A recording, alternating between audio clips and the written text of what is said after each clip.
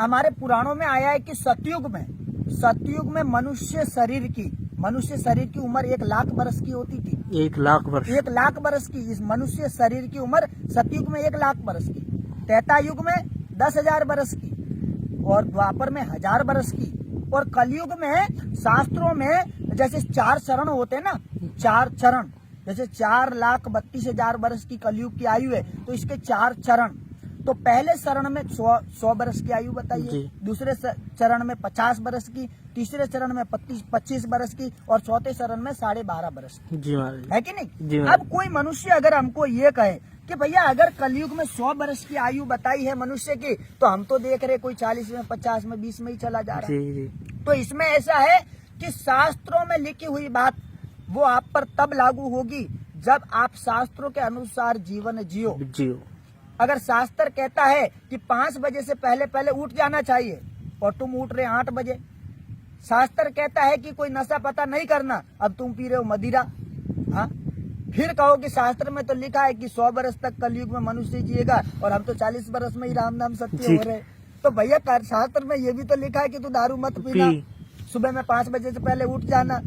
अब वो बात तो तुम मानेगा नहीं, 5 बजे पहले उठेगा नहीं और दारू पिएगा और फिर कहेगा उसमें लिखा 100 वर्ष और मैं तो 100 वर्ष नहीं जी रहा हूँ। तो भाई शास्त्र की बात तेरे ऊपर तब लागू होगी जब तू शास्त्रों की बात को माने, अनुसरण करे। हाँ, और इतना ही नहीं, हमारे शास्त्रों में ये भी लिखा है अगर आप आयुर्वेद की विद्या के अनुसार चलोगे, आयुर्वेद जो है, आयुर्वेद के ज्ञान को अगर आप अपनाओगे जीवन में, उसकी विद्या पर चलोगे तो 100 वर्ष नहीं, 100 वर्ष से ऊपर भी आप जी सकते हो। हाँ, जैसे बाबा रामदेव जी की तरह जीवन जियो।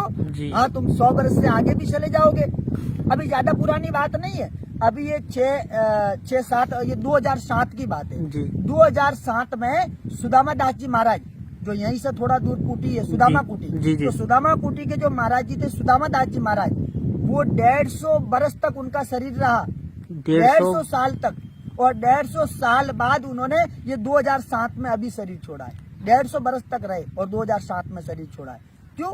हमारे शास्त्र बताइए कि कलयुग के पहले चरण में 100 वर्ष आयु है, पर यह भी कहा है शास्त्र के विरुद्ध जीवन जियोगे तो 20 साल में भी राम नाम सत्य हो सकता है, उससे पहले भी हो सकता है। शास्त्र विरुद्ध जीवन जियोगे तो, और आयुर्वेद को जीवन में अपनाओगे तो 100 वर्ष से आगे भी जा सकते। जय हो महाराज। ये यहीं से थोड़ा सा दूर यमुना के पल्ली पार, जी महाराज, जो देवरा बाबा 500 वर्ष तक उनका शरीर रहा। जी महाराज, 500 साल और 500 साल के बाद शरीर छोड़ा। अब कोई कहे कि शास्त्र कह रहा 100 वर्ष, वो 500 वर्ष तक रहे।